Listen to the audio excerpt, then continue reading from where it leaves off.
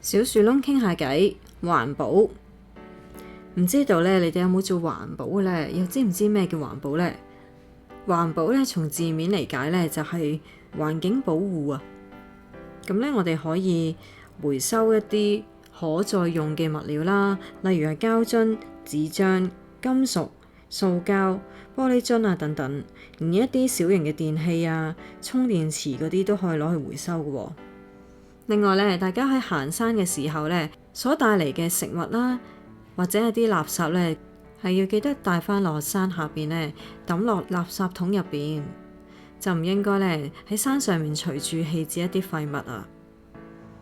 喺屋企嘅時候咧，如果嗰間房咧唔用嘅話，或者電腦咧未用住咧，都應該熄咗佢，節約能源。唔知大家咧覺得環保對你哋有冇關係咧？雖然大家咧年紀少少啊，但係咧你住緊嘅地球咧都有你份嘅喎。我哋咧可以一齊咧去保護呢個環境，令到咧我哋可以減慢地球白白老化嘅速度啊！想聽更多故事，可以致電27778899安意志，或者喺 YouTube 搜尋小樹窿電台 Podcast 頻道重溫。拜拜。